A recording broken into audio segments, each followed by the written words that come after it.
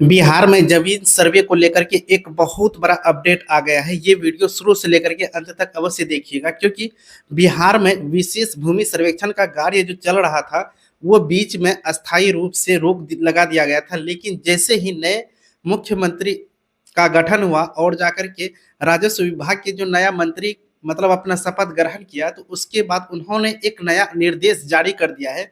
बिहार में जमीन का सर्वे जो होना था उसके लिए डेट भी फिक्स कर दिया है। साथ ही साथ जिसका भी दाखिल खारिज और परिमार्जन रुका हुआ था उनके लिए एक बहुत बड़ी खुशखबरी निकल करके आ गई है। आज इस वीडियो में हम बात करेंगे इन सभी को लेकर के। तो आप पहली बार इस YouTube चैनल पर आए हैं तो सबसे पहले आप इस YouTube चैनल को सब्सक्राइब करके बेल के आइकन को दबा करके नोटिफिकेशन को ऑन करके अपने दोस्तों में ज़्यादा से ज़्यादा शेयर कर दीजिएगा। तो चलिए बिना देरी के वीडियो को हम लोग शुरू कर लेते हैं। तो देखिए, यहाँ सबसे पहले हम जो बात करने वाले हैं बहुत ही इम्पोर्टेंट बात करने वाले हैं। दाखिल खारिज और परिमार्जन को लेकर के हम यहाँ पे विशेष बात करेंगे, क्योंकि बिहार में राजस्व विभाग के द्वारा ये कार्य बहुत ही विलंब से किया जा रहा है। और साथ ही साथ हम इस वीडियो में आगे आपको बताएंगे कि बिहार में विशेष भूमि सर्वेक्षण यानी कि जमीन की जो सर्वे चल रही थी उसकी अभी क्या स्थिति है और आगे कब तक इसको करने का जो है लक्ष्य रखा गया है। क्या बिहार में भूमि सर्वेक्षण का कार्य पूरा हो पाएगा या नहीं हो पाएगा, इन सभी बातों पर विस्तार से हम चर्चा करेंगे।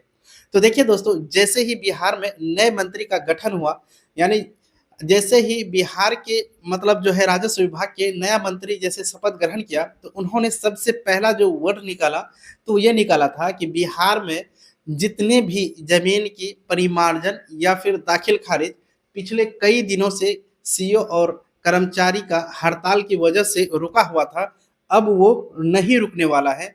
वो 3 महीना के भीतर भीतर उनका काम कराया जाएगा। यानी जिसका दाखिल खारिज पेंडिंग दिखा रहा था उसको 3 महीना के अंदर में जो है खत्म करने का लक्ष्य रखा गया है। साथ ही साथ परिमार्जन की अगर हम बात करें तो परिमार्जन में भी यही कहानी था। परिमार्जन के लिए लोग आवेदन कर देते थे और वो भी आवेदन नहीं होता था, लेकिन अब जो है वो आवेदन जो किया हुआ है, पेंडिंग पड़ा हुआ है, उसका भी अब निष्पादन किया जाएगा।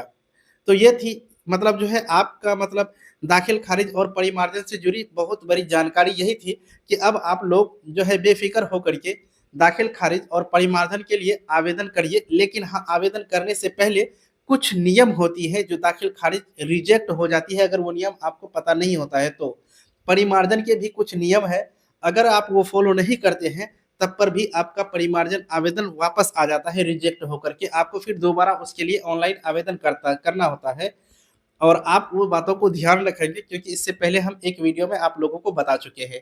तो अब यहाँ पे हम बात कर लेते हैं बिहार में चल रहे जमीन सर्वे को लेकर के।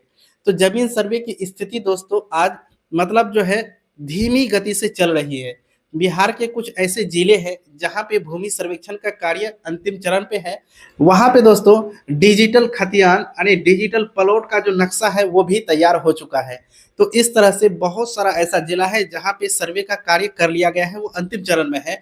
लेकिन बहुत सारा ऐसा जिला है जहाँ पे सर्वे का कार्य यानी कि आपको बता दें 33% ही हुआ है, बाकी कार्य नहीं हुआ है। बहुत सारा ऐसा क्षेत्र है जहाँ पे किसी मौजा का सीमांकन हुआ ही नहीं है अभी तक, क्योंकि पिछले कई दिनों से जो है हड़ताल जारी था, जिसकी वजह से ये सर्वे का काम भी रुका हुआ था। और आप लोग अभी तक अगर सर्वे के लिए कोई जो है अपना आवेदन जमा नहीं किए हैं तो पोर्टल अभी भी चालू है और आपके अंचल कार्यालय में जो शिविर पहले लगता था वो अब भी लग रहा है।